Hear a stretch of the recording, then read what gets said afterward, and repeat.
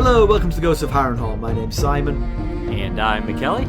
Thank you for joining us for episode 227 of our chapter-by-chapter book review of A Song of Ice and Fire by George Martin. Today we'll be discussing chapter 1 of A Feast for Crows, which is named The Prophet. Why does it feel like we're starting all over again?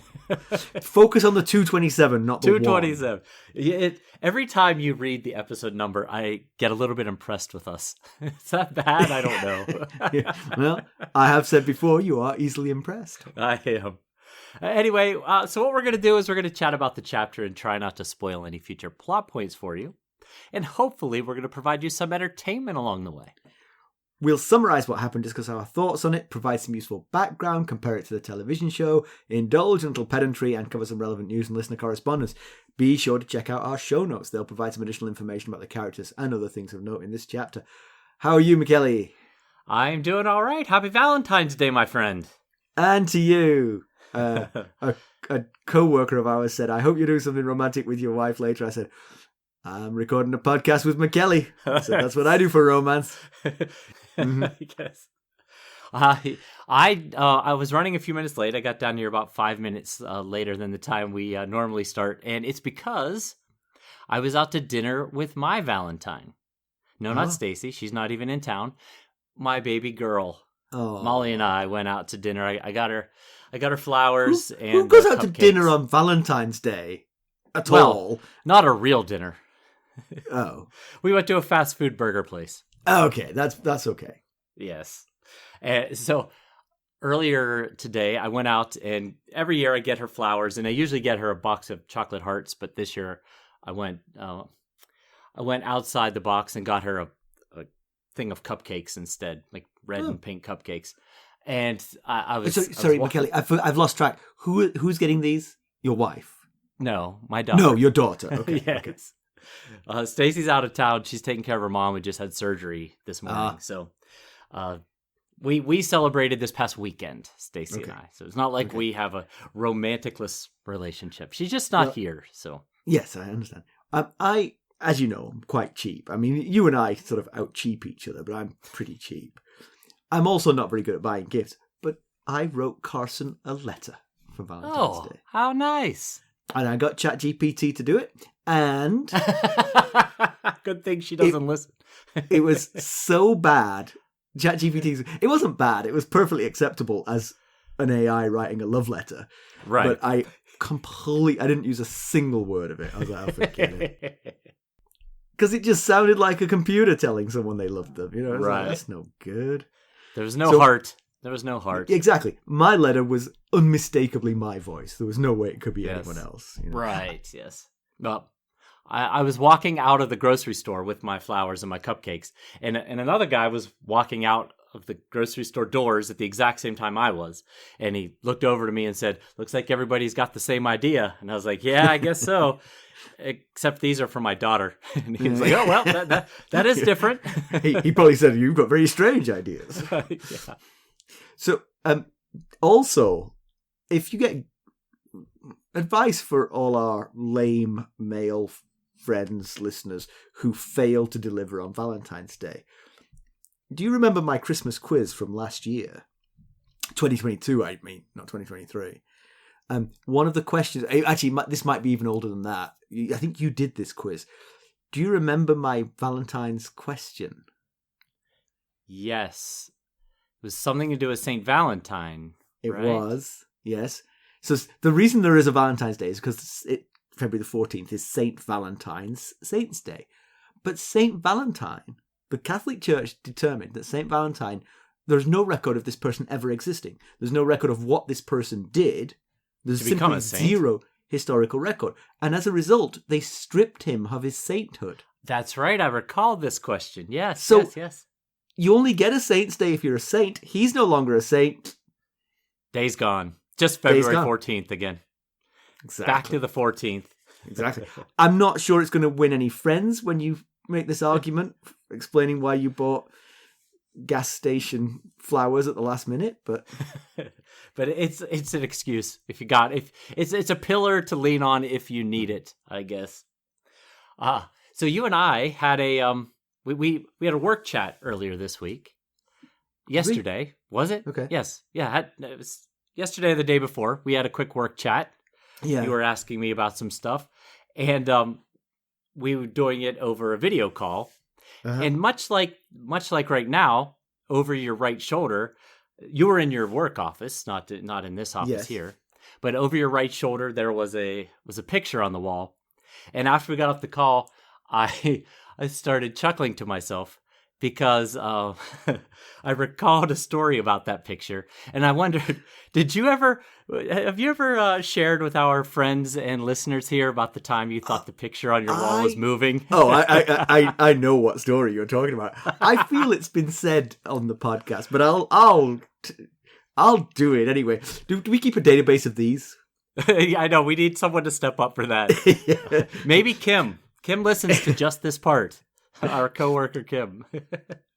So the story was, so I have a picture which is from a previous job. It was a farewell gift from a previous job, which is on my wall at work. And well, actually, at the start of this story, it wasn't on my wall at work. I took it to work to put it on my wall at work, right. And I banged a nail into the wall at work. Mackelly is laughing already because he knows the flip side of this. You aren't supposed to do this at work, by the way. You're supposed to ask facilities to come and bang a nail in for you, but I just banged the nail in myself. And I hung the picture, and I hung it behind my desk so that sitting at my desk, I could look at the picture. It was in front of me. Right. And I looked at the picture and I was like, yeah, perfect. That's just the right spot for it. Very happy. And then later in the day, I looked at the picture again and I was like, I feel like I've put that picture a little bit too low. That's a shame. But I was like, it's too late now. It's fine. Everything's good. And then later in the day, I looked at the picture again and I was like, no, I was right. The picture's in the perfect spot. I don't know what you were thinking. And then later in the day, I thought, you know what? That picture is too low. And only then did I remember that I have a desk that moves up and down and that...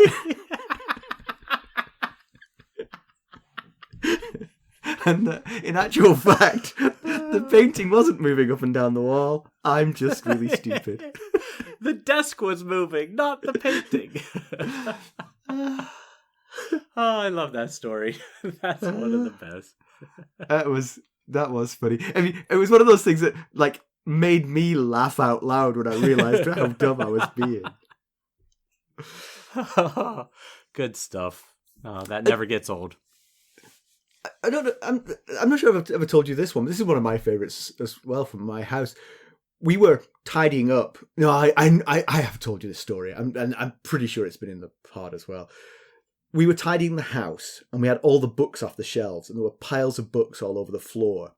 And I was alone in the house, and I walked through the room where all the books were, and I tripped over a book. I kicked it with my big toe. And I was like, oh, and I looked down and it was a big book called You Are Psychic. And I thought to myself, I should have seen that coming. And I, alone in the house, cracked up at my joke. I was like, that's so funny. Had anyone else been there, they probably wouldn't have laughed as hard. But you... Oh, probably not, yeah. I probably wouldn't have laughed as hard either, because it's kind of embarrassing to laugh that hard at your own jokes. But it was kind of just the perfect thought for when you kick a book called that. Just one last thing about how well our wives know us. So the other day, Carson said to me, hey, are you using that SPF moisturizer I bought for you on doctor's orders? And I said, not every day. And she said, you haven't even broken the seal, have you? I was like, no, I haven't. No, I haven't. I thought my lie was good. I mean, it was the truth. But right? You're not every day. In fact, not any day. But that's the same. She saw straight through it. I bet if I go over to that bottle right now, it's still sealed. No, don't. Yeah. Let's get down to business, shall we? How do we leave Aeron Greyjoy? Because it is the prophet. Aeron Greyjoy is the eponymous prophet of this chapter title. Last we saw of Aeron Greyjoy, who's also known as Damphair, who, if you'll remember, I was, again, quite stupid, thought it was Damphair for a while. I was just listening to the chapter before I came down here, and Roy Detrice says Damphair, like a PH sound. It's Damphair. Yes. Surely. It must be, yes. But I think a lot of people think, when they see it, Damphair. Okay. Well, I feel better. So last we saw of Aeron, he was welcoming his nephew Theon back to Pike. He made Theon kneel in the mud and then poured seawater over Theon's head, and then disabused Theon of his vision of waltzing in and being anointed heir to the Sea Stone chair, as Balon would never hand over the Iron Islands to a Stark. Later, Aeron accompanied Theon to harry the stony shore. When Theon made for Winterfell, Aeron continued the reaving along the stony shore before eventually, reportedly, returning to the Iron Islands. We'll find that that report is true in a moment. Right. Mackelly, why don't we give the summary of this one? All right, well, Aeron, Damphair Greyjoy, prophet of the drowned god, is busy drowning men off the shore of Great Wick.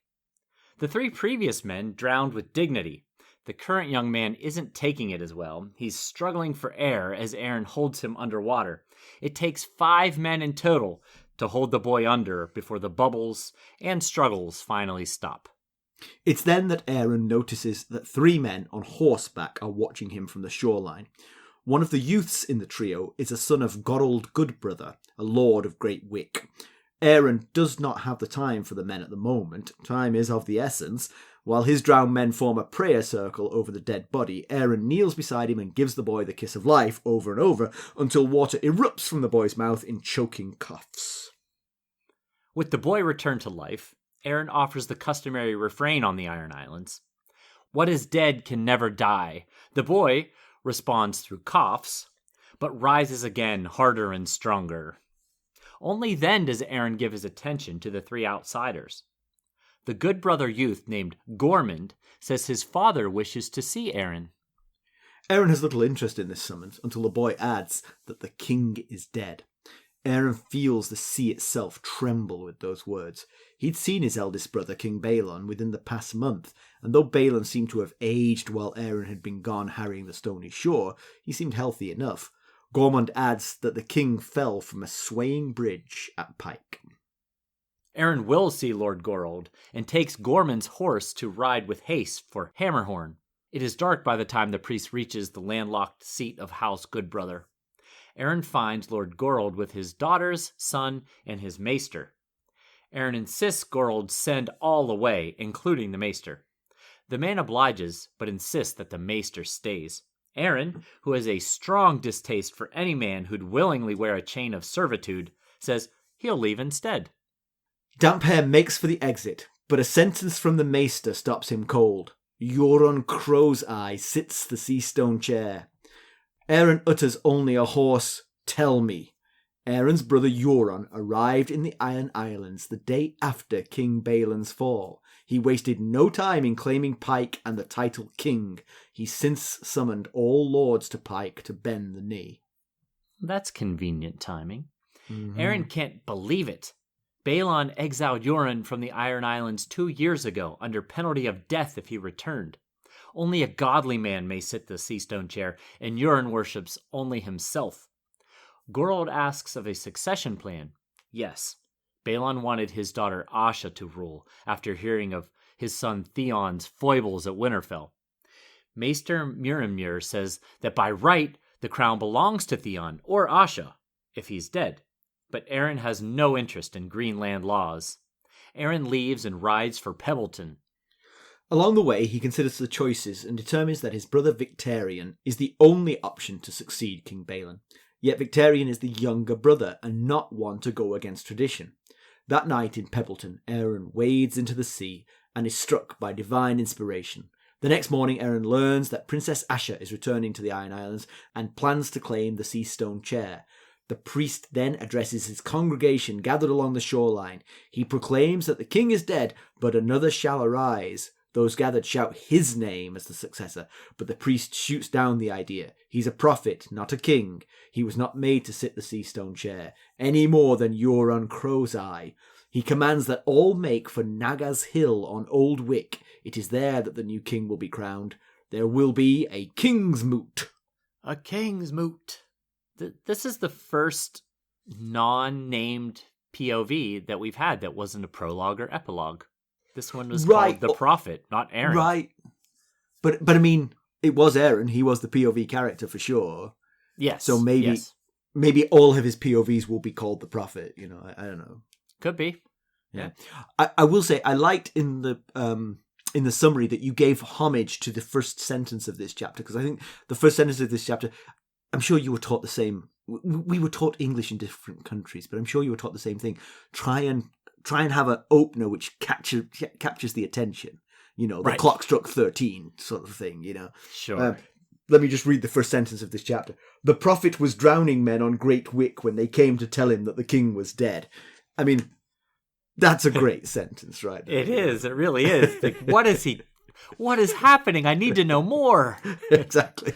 So impactful in just those few short words. And just on that subject, actually, I don't know if Martin has improved as a writer as we've gone through these books, or maybe it's Feast for Crows does have a slightly different style than the previous books. It does, Not least the naming of the chapters as the prophet rather than by the name of the character. But something about this chapter really resonated with me. I loved him as a POV character.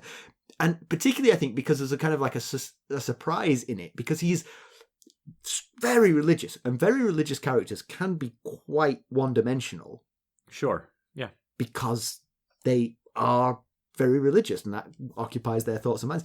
But he actually, as the chapter goes on, he shows quite a keen mind for the politics and sort of like the ruling of the Iron Islands, not just... And also, it's nice that he is clearly one of the very few people who isn't ambitious for it for himself.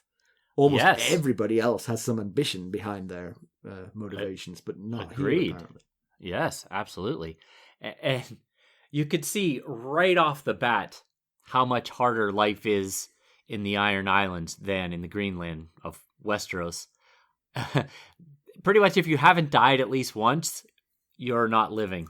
Pretty much how it goes. I mean, to be fair, I mean, these people don't actually die. He just puts them underwater until their lungs fill up with water, and then they try to get it back out again and hope that they live. And they actually mention in this chapter that Damphair's never lost someone, but others who do the same rites do lose people quite regularly, which is makes it quite crazy. But I do like the fact that he disparages the Goodbrothers for not because they are a landlocked house, which is very rare, of course, on the Iron Islands, because the islands are quite small. That they only sort of like do the rites very token. They wet their heads like a christening, but they don't do it the way he does it. Yeah, on the Greenland in Westeros, the Septon, anoints you with oils and song, but here the Damphair literally kills you, and then when he brings you back to life, the other men punch you and kiss you to welcome you to the Brotherhood. A Brotherhood of Drowned Men, that is. We saw Gendry get initiated into the Brotherhood without banners. He just had to make some promises and stuff, if I remember correctly. There was no killing, although I guess Thoros could have done the same thing. That could be the initiation. Die and Thoros will bring you back to life. Yeah, who needs a hazing ritual when the ritual is this mean, Yeah, right. Yeah, but no, you're right. I mean, it's pretty impressive CPR skills. He would make one heck of a lifeguard if not for the intentionally drowning them first part. Yeah. There's that. You just got to keep him under lock and key until he's needed, Yes. Right. Keep him away from the pool until it's time. We'll be right back. Hello, friends. Are you ready to make some unforgettable memories? Well, if so, consider the Marriott Bonvoy program. Discover the perfect destination for your summer getaway and unlock exclusive deals on luxurious accommodations. With our affiliate partnership, you'll enjoy unbeatable savings and a seamless booking experience. Don't let summer slip away. Visit Marriott Bonvoy today and make this vacation season one for the books. Use our Ghosts of Harrenhal affiliate page to check it all out and buy Bonvoy points or give some as a gift. The link to our page is in the show notes. So you're of the opinion that news has travelled slowly to the Iron Islands because Aeron thinks there are 4 kings. Right. We're really down to 3? Well, now we're down to 2. But yes, we were before he knew Balon died, he was thinking there were still 4 kings. He was thinking it was Joffrey or Tommen, I guess. he probably still thinks it was Joffrey for Joffrey, yes, true, how behind his information is. Yeah. So you're thinking Joffrey, Stannis, Robb, and Balon were the four he was thinking. Right.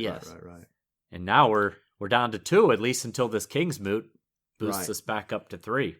Yeah. So Aeron saw his brother Balon within the last month. He got back from his reaving on the stony shore. Remind us what happened.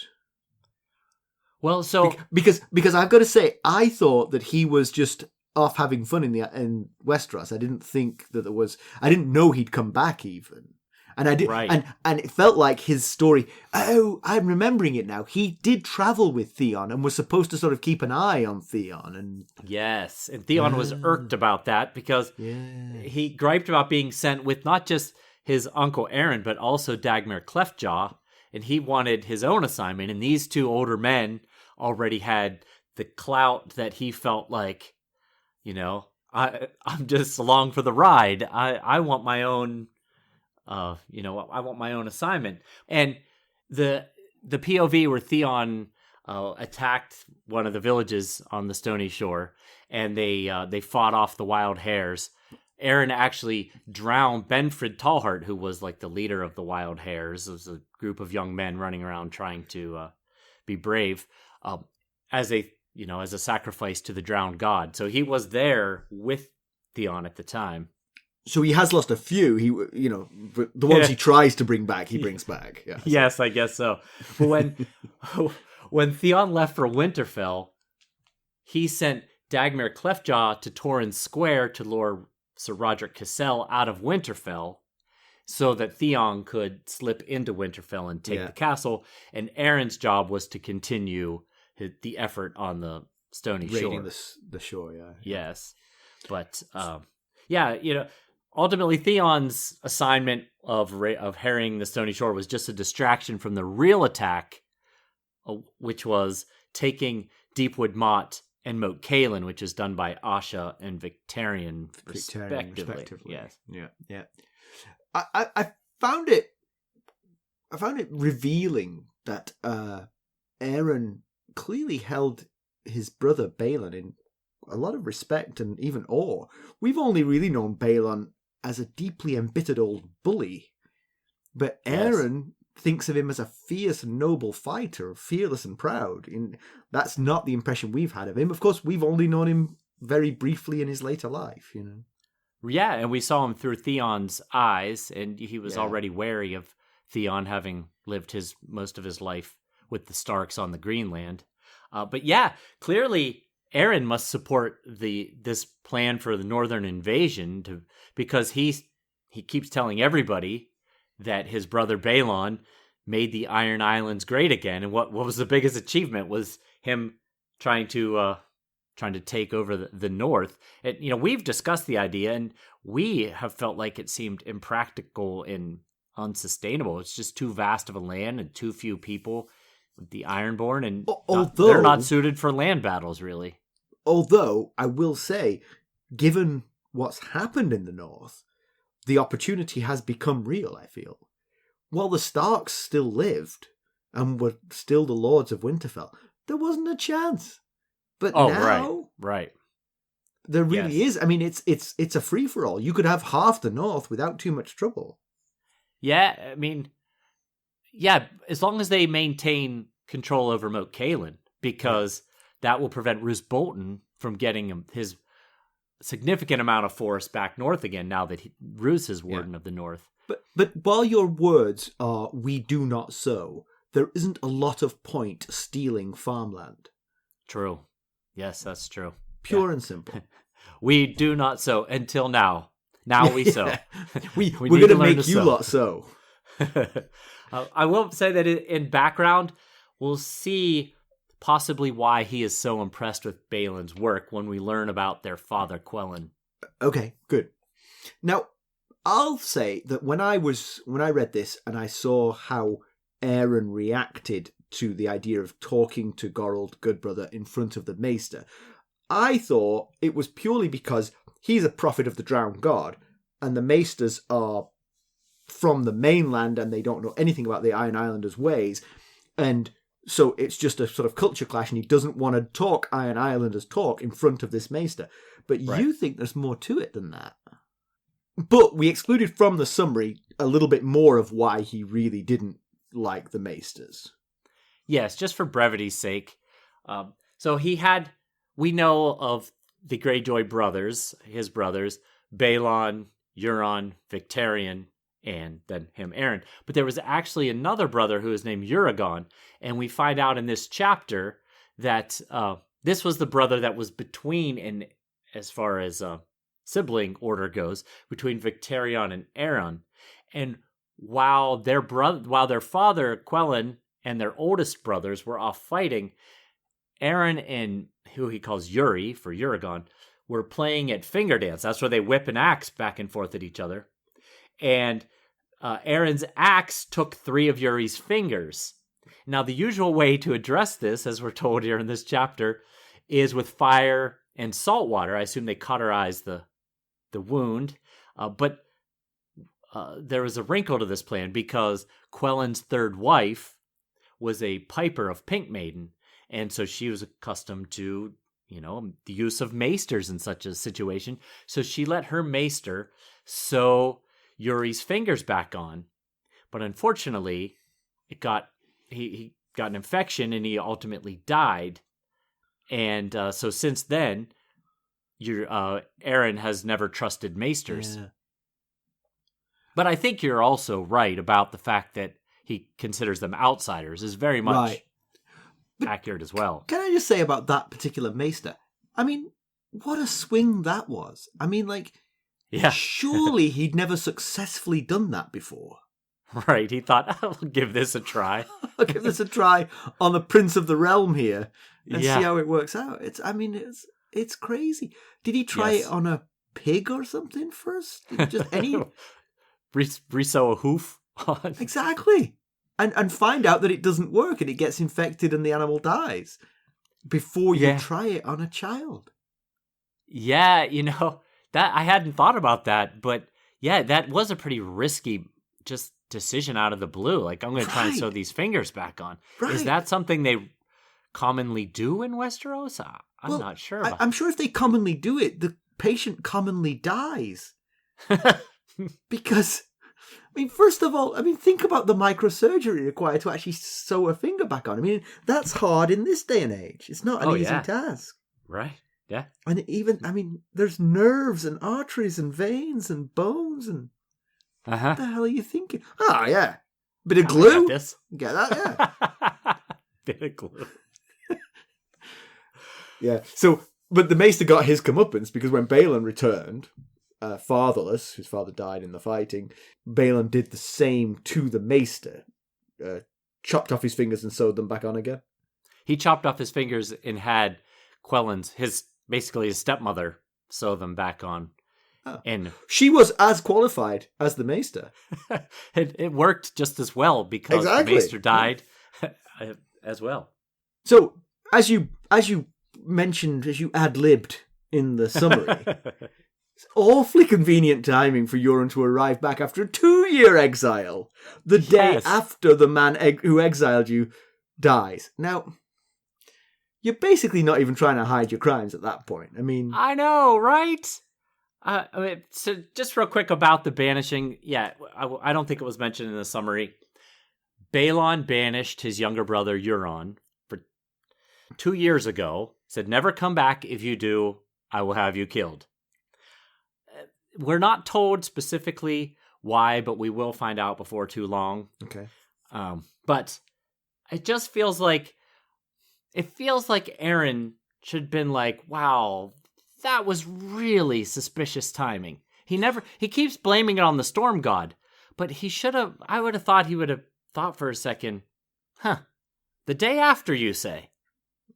Convenient.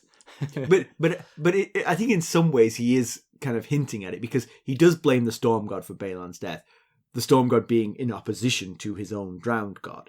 Right. But he also says that multiple times that Euron is not righteous, like not a representative of the drowned god, and therefore in league with the storm god. And so perhaps he is okay. thinking it. But you're absolutely right. I mean, like, it wouldn't take Hercule Poirot to be, like, curious about the timely arrival. Right. Well, it does come with a bit of the prophecy that the Ghosts of High Heart gave us. What was the prophecy? Remind me of this prophecy. Yeah, now you combining the idea of the Storm God and Euron being in, cahoots together does make some sense. But the prophecy certainly suggests that it wasn't a god that caused Balon to fall, that it was in fact a man. The prophecy goes, I dreamt of a man without a face waiting on a bridge that swayed and swung. A drowned crow on his shoulder with seaweed hanging from its wings. So, we've interpreted that as he hired a faceless man it was a faceless man that caused Balon to be pushed to fall off of the bridge. Now, the fact that there is a crow on the man's shoulder does lead you to believe that it might have been Euron who hired the faceless man. Because Euron's name is Crow's Eye. Euron Crow's Eye. Mm-hmm. Yes, exactly. So I was thinking, we were talking last episode about what Jaqen H'ghar was up to between leaving Arya in Harrenhal and showing up with Pate in Old Town. Possibly, maybe he is the Faceless Man's Westeros operative. Maybe he does all the Faceless Man work. I don't know. Yeah. So maybe it was Jaqen H'ghar that was up to that task. Yep. Puts him on the right side of Westeros to be in right. To be in Old Town. Yeah. I will say, if Euron did hire a faceless man, which I think is debatable, because I think there's reasons to think that maybe the faceless man here is Euron himself. Oh, could be. Not because he's a faceless man, I have some thoughts about that, but they're spoilery. I'll leave them for another time. But if Euron did actually hire a faceless man, I wonder if he got a real deep discount because he offered to take him to Pike to commit the murder. You can get on my ship, I'll sail you over. If I was the faceless man, I'd be like, people will think it's you, You might want to wait a week. I mean, I can be as faceless as you want, but if it happens the same day that you arrive back, they're gonna think it. Yeah, there's a lot of thoughts that Aeron has in this chapter about how Euron is not the right guy to sit the Seastone chair. One way to discredit Euron in the eyes of voters is to point out that suspicious timing. Right. This guy's been gone for 2 years. It is a long way to sail from wherever in Essos all the way across to the Iron Islands.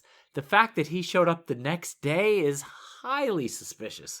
The thing that's sort of strange about that is because in my own mind, people would not be sad about Balon's demise, and so they would forgive Euron for doing it. But that's not Aeron's opinion. Aeron holds Balon in high regard, and so as an I don't have Iron Island sensibilities. The Iron Islanders might indeed agree with you and say, hey, you can't just come in and kill our noble king and expect to take his throne.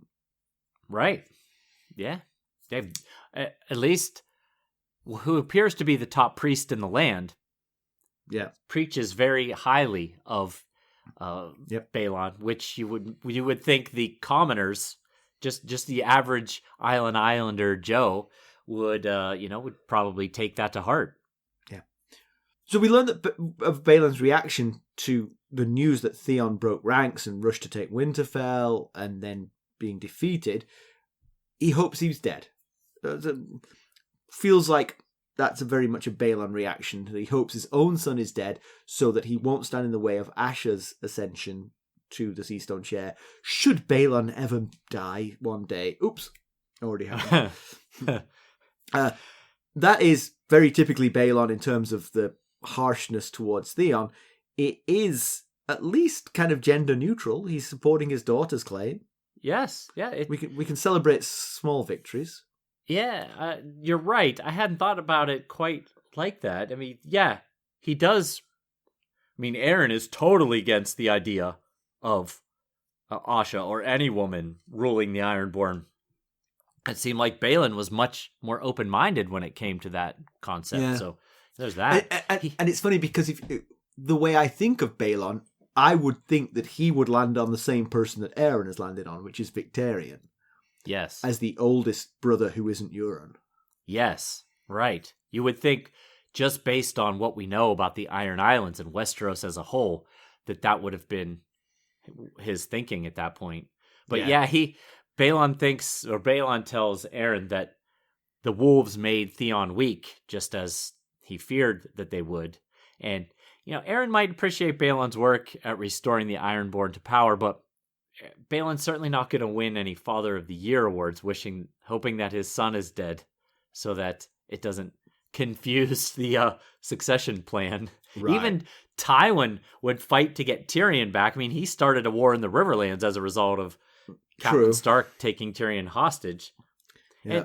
And, but I'll just remind us all, we still don't know if Theon's dead or alive. Maybe Theon was the faceless man that pushed his father off the bridge. Possible. So Aeron doesn't believe in the laws of succession because he sees those as rules of the Greenlands. But he does discount Theon as an heir, whether he's alive or dead, because he's so stupid. And that's not if you follow the laws of succession, that is not exclusion. That shouldn't exclude you. But if you make up your own laws of succession because you're Iron Islanders, it's a perfectly good thing to exclude someone for being too stupid. Right.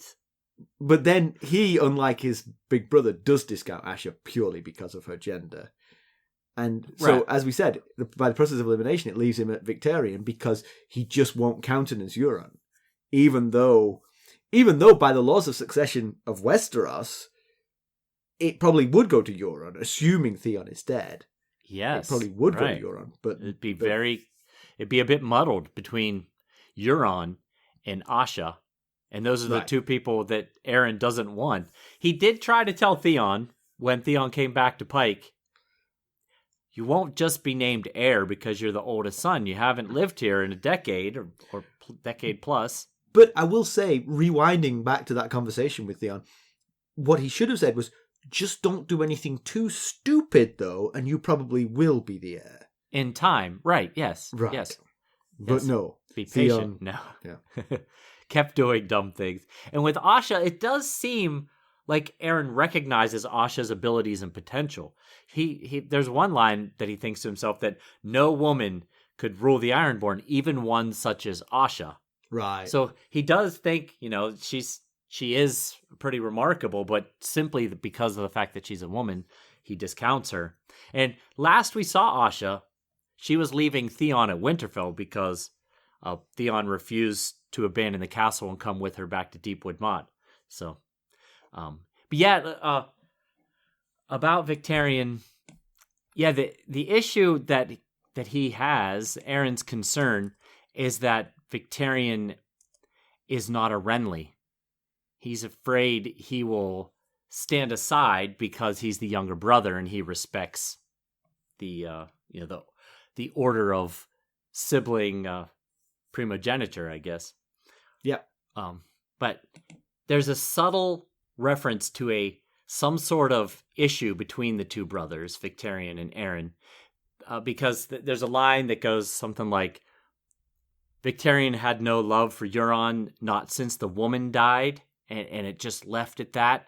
And we will get more details on all that in time, because there's definitely a story there. We'll be right back. This episode is sponsored by Audible. To get a free audiobook, or 2 if you're an Amazon Prime member, go to our exclusive URL, audibletrial.com/ghostsharrenhal. You can find the link in our show notes. And the Maester, you mentioned the Maester's name, but I'm forgetting it. Muramur? Something like that. He, because of the rules of succession of Westeros, he thinks he's fully in Theon camp, and Aeron clearly isn't. So that's another reason for him not to want any truck with these Maesters. Yes, exactly. So one thing Aeron thinks about, he's got a long ride from Hammerhorn to Pebbleton, and he thinks about his capture during the war and his conversion from being a drunk to being a godly man. And the first thing he thinks about is his capture, and he recalls his longship, which he called Golden Storm, because everybody's got to have their thing, right? And apparently his was that he can urinate the longest and the farthest of anybody on the Iron Islands. So he called his longship Golden Storm. But it sunk during the Greyjoy Rebellion, and it was actually sunk by Stannis on Fury. And if Fury sounds vaguely familiar, it's because it is the flagship that Emery Florent was sailing at the Battle of the Blackwater. And is no more. There. Yes, exactly. Mm-hmm. But he went down with the ship and then washed up on Lannisport and was held captive in Casterly Rock dungeons for the rest of the war. And so then he's thinking about his rebirth and how he was drowned, then brought back to life, and became a godly man. But it doesn't seem like I would have thought. I think that up until reading this chapter this week, I assumed was that time when his ship sunk that he, met the drowned god. I would say so too, and I've read the chapter, and it hasn't changed my opinion. But you caught something I missed. Well, it's just that he's talking about being in the dungeons of Casterly Rock and still holding urination contests with the Westermen, and that just doesn't seem like someone who's all of a sudden found God isn't doing urination contests. And one of the things he says that Krakens could out urinate lions, boars, and chickens while in captivity there. The lions are obviously the Lannisters. The boars are the Craycalls. And the chickens is House Swift. So I just thought I would clear that up there. Maybe the drowned god is the type of god who wants you to express your talents. Yes, it could be. Aeron has a talent. Just because he's found God doesn't mean he has to give up the talent, Yes. Well, and they also, I went and read the line specifically. He washed up on shore at Lannisport, and it was said he was marched to Casterly Rock to be held in the dungeon. So it sounds like he was walking. Maybe they revived him. I'm not sure why they would bother reviving a dead Ironborn in the middle of a battle. So it seems to me like he didn't die there. Yes, I assume he didn't actually die. Yes. Well, I mean, brought back to life, but revived. I'm assuming that he got to shore by himself and went, oh, thank God Right. The drowned god saved me. Yes, it could be. I always thought it was. And then this chapter, I would have just thought he would have made more of a point if that was the moment of describing, this poignant moment in his life. And instead he's talking about out peeing Westermen. So when he gets to Pebbleton, he seeks sort of like peace and quiet of mind. So he does what you would do if you were a prophet of the drowned god. He wades out into the ocean. And there he has a revelation. And help me understand the revelation. The revelation leads him to call for a kingsmoot. Yes. But so he's out there and he can feel the cold and the ocean water seeping through his body to his bones. And he is thinking about bones, and he thinks bones are what remain. Flesh decays, but bones stay. Bones are what we are. And then he's reminded of the most famous bones in the Iron Islands, which are Naga's bones on Naga's Hill. Now, Naga is a dead sea dragon whose bones rise out of the earth on Naga's Hill. We'll find out more about Naga and the Grey King that Aeron references later. But that's where kingsmoots take place.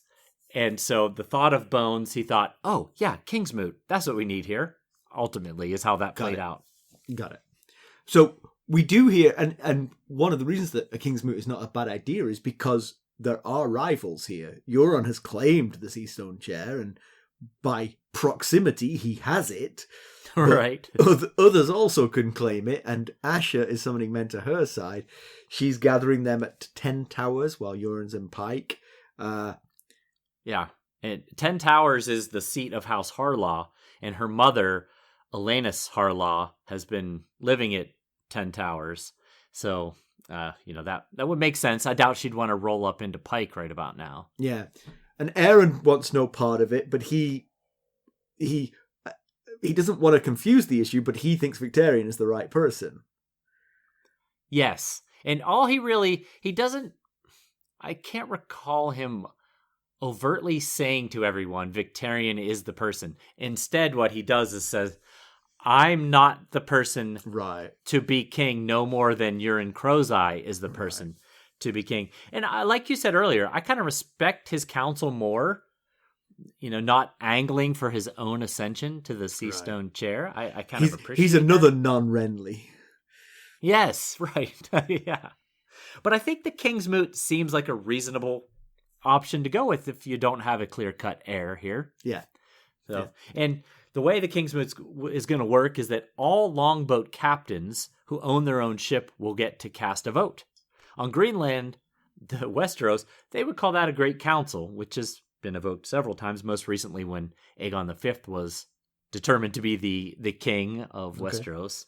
But I liked the wording for the timing of the kingsmoot. He said, when the moon had drowned and come again, that's when we will meet on Old Wick for the kingsmoot. Like, they consider the new moon, it's dipping into the ocean, being drowned, and then returning.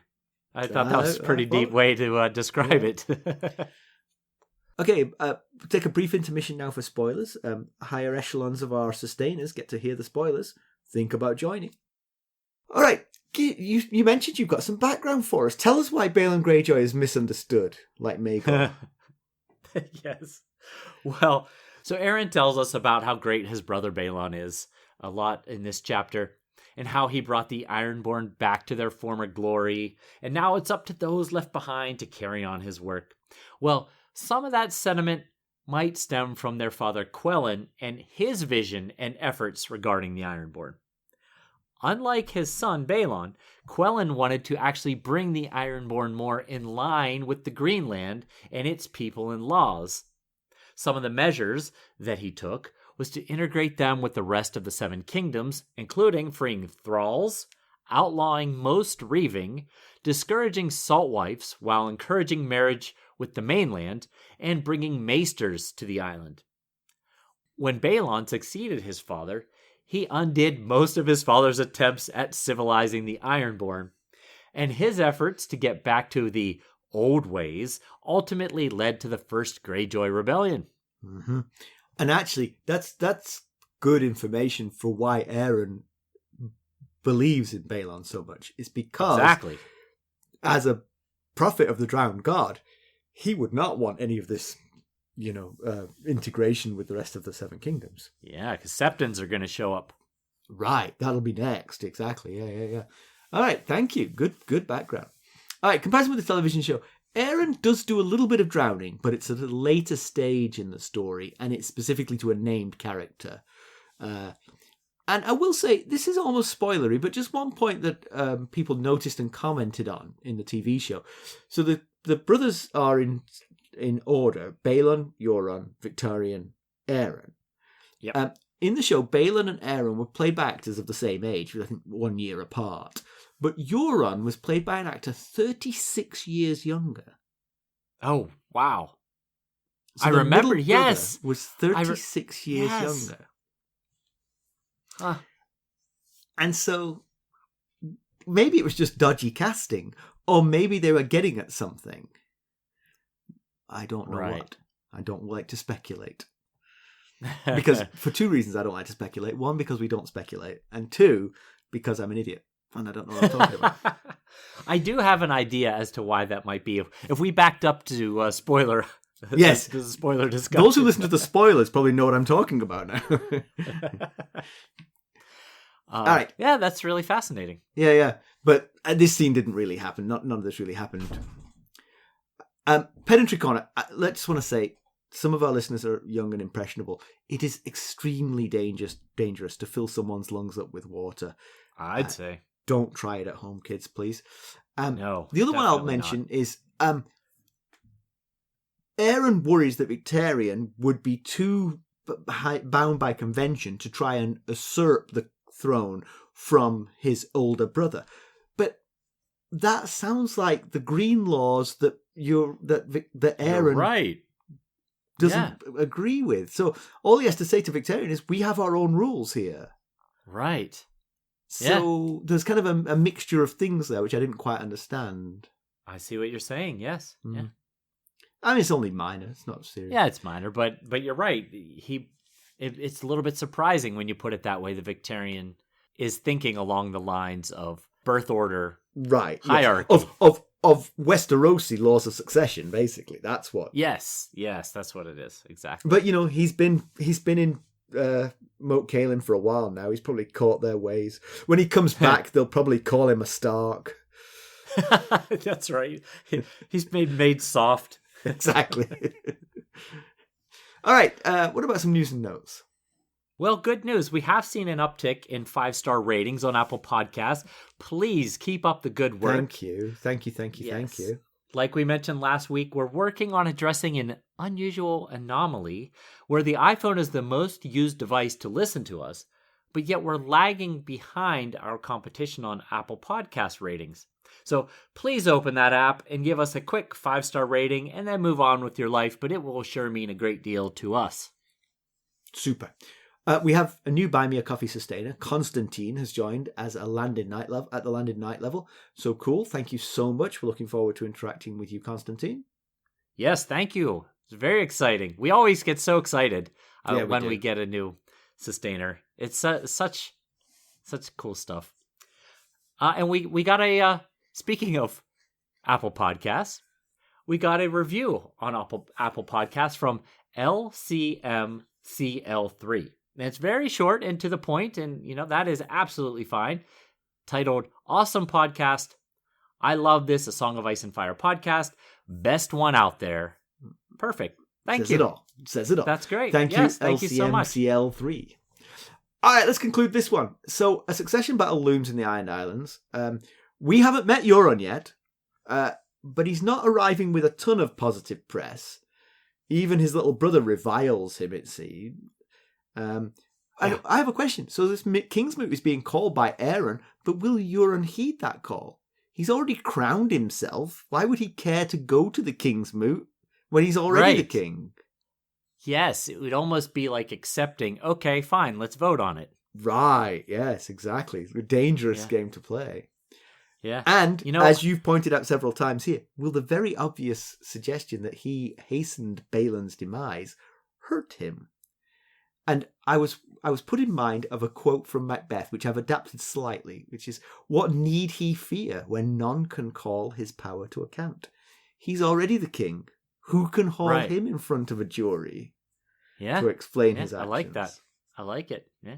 One thing that concerns me for the Ironborn is that they're already in a bit of an uphill fight to win the North with, like we mentioned, not enough people to hold that vast land, and with winter coming on. Will this whole kingsmoot and power struggle cause them to take their eye off the ball enough to allow the North to push them out? Interesting. One thing we already talked about, Asha's on her way to 10 Towers, so she's already left Deepwood Motte. I'm sure she left a force and someone in charge there, but she's on her way back to the Iron Islands to stake her claim as queen of the Iron Islands. Victarion, his job is to secure Moat Cailin, which is incredibly vital that they hold that if they want to win the North. If he's also headed back for this kingsmoot, I just, I worry for them that they're taking their eye off the ball a little bit. I'm thinking, here's a little prediction for you. I think Victarion is never going to learn the things that are happening. He's just going to hold Moat Cailin for all 7 books, completely unaware that life has moved on without him, Yes. He's like the guy in the jungle still fighting the war 5 years after it's over, Yes. That could be. And Also, just one thing. I just had a thought, actually. It would be interesting if one of the candidates said, by the way, claiming to be kings of the Iron Islands is going to bring a lot of heat down on us. I would like to be the ruler, but I'm going to go back to being Lord of the Iron Islands, and I'll bend the knee to whoever wins the battle for Westeros. Oh. I don't know if it's a popular position, but the alternative is what happened in the first Greyjoy rebellion. Once they've sorted themselves out over there, they come and destroy you. Yes, right. I was thinking about that too. They're just not a big enough society to prevent that from happening eventually. They could win some battles, but eventually they're going to lose the war. Yeah. So, yeah, makes sense. Although, I agree, I don't think that would be a very popular opinion amongst the Ironborn. And so for that reason, I don't think the succession battle will make very much difference. All the Greyjoys seem to have the same basic we do not so mentality. Yeah. Aeron seems a bit more drowned goddy. Victarion a bit more by the book. Asha, not exactly going to herald a feminist revolution, is she? Yeah, probably While not. her crew are dragging salt wives from the mainland, you know. I mean, right. And yeah, Euron, there's a bit of a double standard there. Right. Euron, a bit more self-centered than the others, but when your entire society's model is pillage and plunder, selfishness is hardly going to be a trait that rules you out. That's true. Yeah. So it feels like sometimes succession battles could make a big difference. For instance, the Night's Watch could have been very different depending on how that. Yes. Good example. Here, I don't think it's going to make an awful lot of tangible difference to the way the Iron Islands interact with the rest of this book. Yeah. I mean, Aeron, of course, knows these people a lot better than we do, and he very much is dead set against the idea of Euron sitting the Seastone chair. It could be because he doesn't like his brother. But it could be also that he's got a reason for it that we don't know yet. But Euron, I think, has got the best claim and probably will win in the absence of outside interference. What's he been doing for the last 2 years? Because that's the one thing that could make this part of the story important to the rest of the story, is has he been making alliances or friends elsewhere that could give the Iron Islands a push or a boost? Excellent thought. Yeah, I like that thought. Yeah. All right, what have we got next week? We're chapter 2 is all I know. We are chapter 2. We are off to another first-time POV. Where are we going? This time we are going to Dorne. Sandals and sunscreen. That's right. You better crack that seal on your SPF lotion. Who will be? Will we get a Doran Martell POV? Possibly a Marcella? Maybe it'll be the ship captain who took Marcella all around the narrow sea. I don't know. He's in a bar telling the story of the longest journey he ever took. You have to tune in and find out who it is, I guess. Yeah. All right, there's 4 ways that you can help us. You could leave us a positive review, as LCMCL3 did. You could buy merchandise at ghostsofharrenhal.threadless.com. I was hearing from a listener that they really like the new logo that Dan designed for us. Oh, yes. It's very popular. Yeah. You can buy us a cup of Arbor Gold at buymeacoffee.com/ghostsharrenhal. You can join us at any of the various sustainer levels, as Constantine did, and there's a tier to match your budget and interest. Or you can just make a donation directly at ghostsofharrenhal.buzzsprout.com. And if you're looking for more ways to interact with us, keeping up on the latest Ghosts of Harrenhal news and developments, well, you can check us out on our social medias. You can follow us on Twitter at Ghost Harrenhal. We're on Facebook, Instagram, Discord, and YouTube. Thanks for listening. Thanks. Bye. Bye.